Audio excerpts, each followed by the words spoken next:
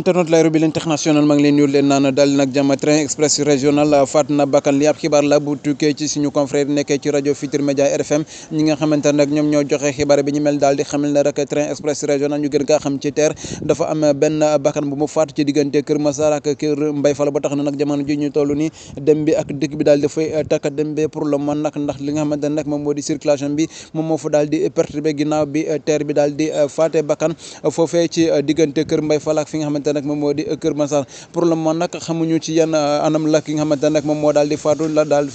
waaye pour le moment nag jàppaleen ne rek xibaar bi mooy rajo Futurs Médias ñu gën kaa xam ci RFM moom moo daal di joxe xibaar bi daal di xamal ne rek train express régional dafa am benn bakkan bu mu faat fële ci diggante Kër Mbaye Fall ak fi nga xamante ne nag moom moo di Kër Massar ba tax na nag li nga xamante ne nag circulation bi daal di fay bloqué pour le moment mu doon nag benn mbir bi nga xamante ne indi na fa jiixe jaaxa bu bëree bëri ci ñi nga xamante ne nag ñoom ñoo di passagers yi ci li nga xamante ne nag moom moo di TER bi nga xamante ne nag jot nañu sànq léegi nii rek ci xibaar ñu tukkee rek ci li nga xamante ne nag moom moo di suñu naataango yi nekkee ci rajo Futurs Médias ne train express régional faat na bakkan ci diggante Kër Mbaye Fall ak fi nga xamante ne rek moom moo di Kër Massar ba tax na nag li nga xamante ne moom moo di dem ak dëkk bi daal di fay takkat na mbi pour le moment nañ leen toppal mbir mi lépp li nga xamante ne rek jëlee nañ ko ci xibaar mu ñeel mbir mi ñu mel daal dañ del soit fii nii yëkkee leen ko incha allah pour le moment nag jàpp leen ne rek xibaar bi mooy ci tënk rek li nga xamante ne moom moo di train express régional ñu gën kaa xam ci TER moom moo daal faat bakkan diggante fi nga xamante ne nag moom moo di Kër Mbaye Fall ak Kër Massar mu daal na donc benn mbir bi nga xamante ne indi na fa gàllankoor ci dem bi ak dikk bi mu ñeel rek moom li nga xamante ne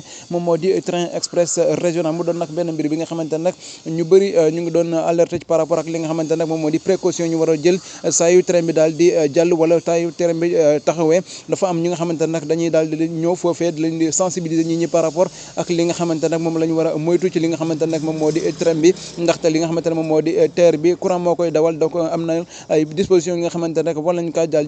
jël saa su nekk bu taxawee wala buy daw moom li nga xamante ne moo di train express régional waaye pour le moment nag jàppale ne nag lii mooy xibaar bi nañ leen ko toppal lépp li ñu si delee ci xibaar rek nañ del soit fii nii yekkee leen ko incha allah ma leen jox digg daje si yeneen jotaay xibaar di leen naam bu leen fàtte abonné wu